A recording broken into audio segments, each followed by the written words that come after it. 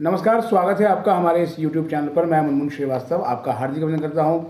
CUT के नतीजे के बाद जो है सबसे बड़ा सवाल जो है बच्चों के सामने होगा वो ये है कि परसेंटाइल और नॉर्मलाइज स्कोर में से ड्यू कौन सा स्कोर लेगा, किस तरीके से उनके एडमिशन होंगे। बहुत से सवाल हैं आपके, उन्हीं के जवाब लेने के लिए हम पहुँचे हैं ड्यू की एडमिशन कमेटी के सीनियर मेंबर और SDDP खालसा कॉलेज के प्रिंसिपल प्रोफेसर जसविंदर जी के पास। स्वागत है प्रोफेसर जसविंदर जी हमारे चैनल पर। बहुत बहुत धन्यवाद मुनमुन जी आपका। सर, CUT के रिजल्ट में एक तरफ परसेंटाइल और दूसरी तरफ नॉर्मलाइज स्कोर होता है, ये इसका फ़र्क क्या है सर दोनों में? देखिए, ऐसा है मुनमुन जी के परसेंटाइल जो है एक इंटरनेशनल मेथड है जिससे हम जो बाकी यूनिवर्सिटीज़ अब्रॉड भी यूज़ करती हैं। जैसे अगर आपने देखा हो GMAT GRE का जो टेस्ट होते हैं उसमें परसेंटाइल स्कोर होता है। तो यहाँ अगर सब्जेक्ट वाइज परसेंटाइल स्कोर अगर देखते हैं तो उसका बेसिकली मतलब ये है कि जितने बच्चे अपीयर हुए हैं, मान लो मेरा 97 परसेंटाइल है, तो इसका मतलब ये है कि 97% जो बच्चे अपीयर हुए हैं उनसे जो है वो मेरा स्कोर ज़्यादा है या मेरे से कम जो स्कोर जिनके बच्चों का है वो 97 है। तो 97 परसेंटाइल ब्रॉडली इसका हम ये मीनिंग लेते हैं। और जो आपने नॉर्मलाइज स्कोर बोला है, तो नॉर्मलाइज स्कोर जो है ये जो टेस्टिंग एजेंसी है, जैसे हमारी national testing agency government of India की जो जिसने पिछले साल भी कॉमन यूनिवर्सिटी एंट्रेंस टेस्ट किया था, इस पर भी CUET किया है। तो क्योंकि एक ही सब्जेक्ट का 3-4 दफ़ा जब टेस्ट होता है, बच्चों का नंबर ज़्यादा होता है या कई बार कोई डिफ़िकल्टी आने से हमें जो है टेस्ट शिफ्ट करना पड़ता है एक ही सब्जेक्ट में, तो वो उसका डिफ़िकल्टी लेवल हो सकता है कि अक्रॉस इन पेपर्स में, क्योंकि सेम पेपर तो दिया नहीं जा सकता डिफरेंट एक ही सब्जेक्ट में एंट्रेंस टेस्ट के लिए। तो वो डिफ़िकल्टी टेस्ट को नॉर्मलाइज करने के लिए, ताकि किसी बच्चे को, किसी पर्टिकुलर बैच के बच्चे को कोई ज़्यादा उसका एडवांटेज ना मिले, या अगर मिले तो सभी को एक जैसा मिले,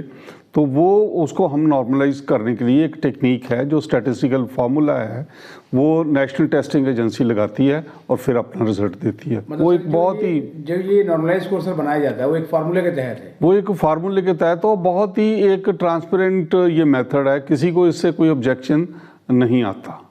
ये उसका नॉर्मलाइज यानी ड्यू सर जो एडमिशन अपना करता है वो नॉर्मलाइज स्कोर के हिसाब से, वो हम सब्जेक्ट वाइज जो नॉर्मलाइज स्कोर हमारे पास आता है उसको लेके, जैसे पहले 12th के बेस के ऊपर 10+2 का जो बच्चों का 12वीं का एग्ज़ाम होता था, तो उस क्लास का जैसे हम सब्जेक्ट स्कोर लेते थे, तो नॉर्मलाइज स्कोर बिल्कुल उसी तरह है। बस इतना फ़र्क है कि ये 12वीं क्लास का रिजल्ट ना लेके जो CUET में उसने स्कोर किया है वो हम लेते हैं। यानी कि सर जो परसेंटाइल और नॉर्मलाइज स्कोर है वो मतलब दोनों में काफ़ी गैप भी हो सकता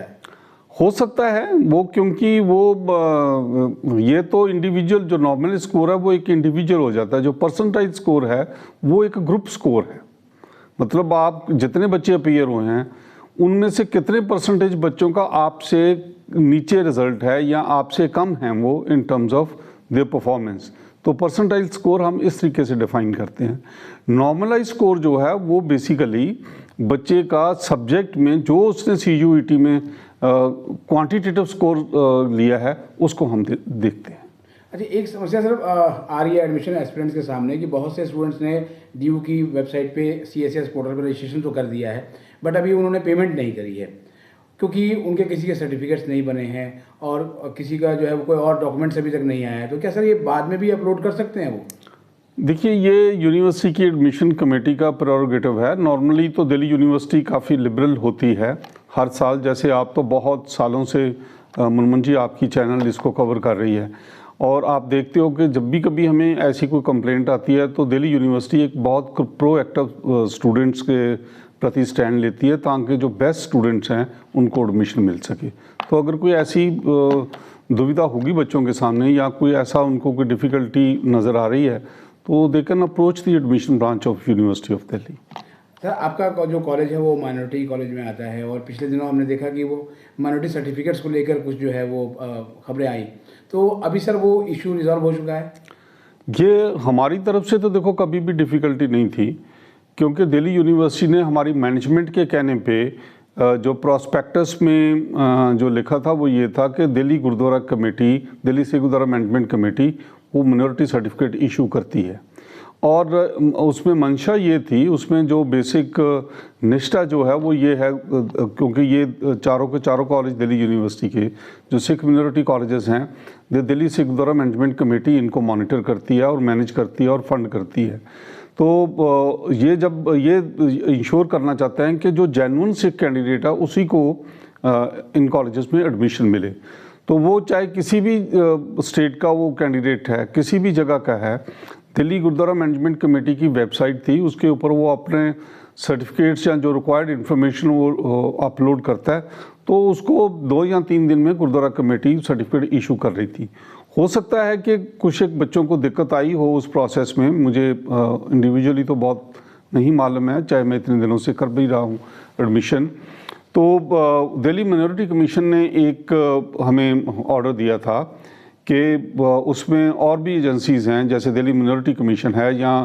कोई म्यूनसिपल कॉरपोरेशन है या कोई और गुरुद्वारा कमेटी जो सिंह सभा है वो भी इशू कर सकती हैं, तो इसको लेके उसकी यूनिफॉर्मिटी कैसे बनाई जाए।